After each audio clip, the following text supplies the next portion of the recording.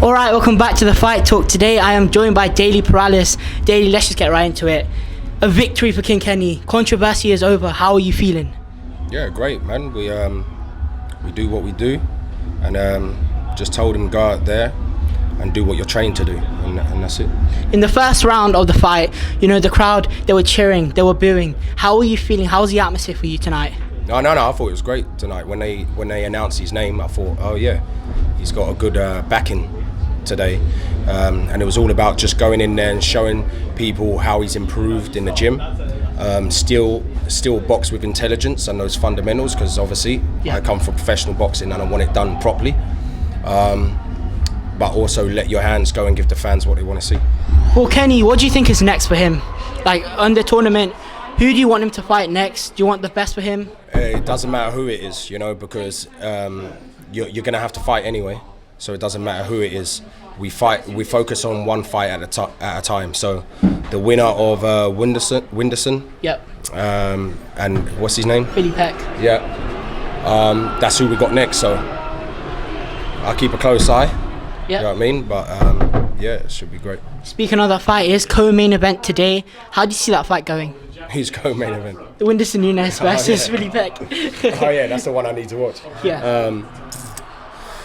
I don't know, it's hard to judge, Whindersson, I saw him in like an exhibition against a former world champion. Yeah. And an old, world champion, and he was taking it easy on Whindersson and still beating him just with a jab alone. Yeah.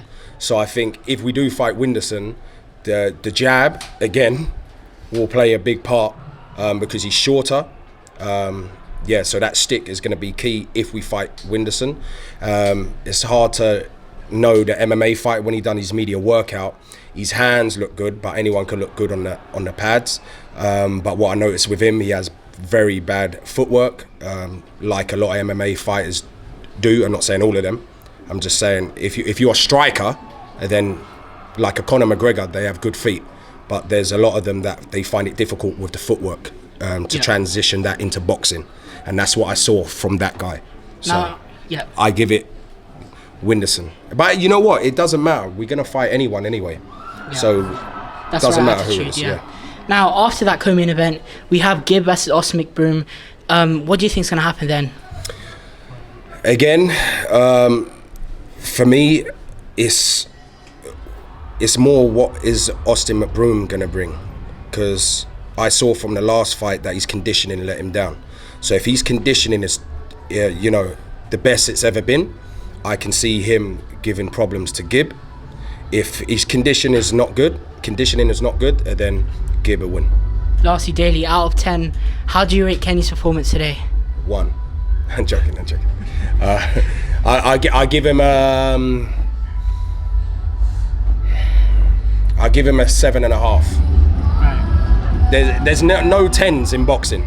Yeah. Because there's always something. Even if you put on a clinical performance, you still go back to the gym, you still watch the videos, you watch it back, and as my job as a coach, you're still going to find areas where you can improve and work on.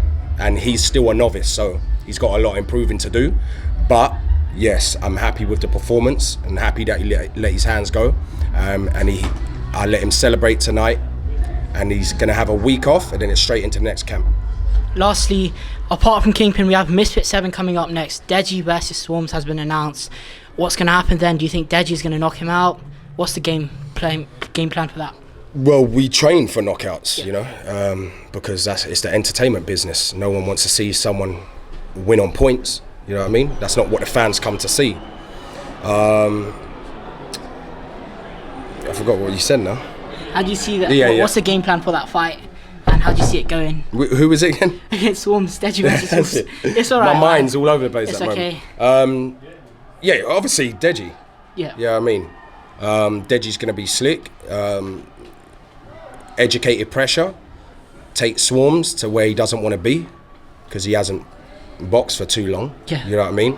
So there's certain things that you do in boxing when you got, I'm not saying Deji is not the finished article, obviously, but he's got more experience, and I surround him around my pro fighters.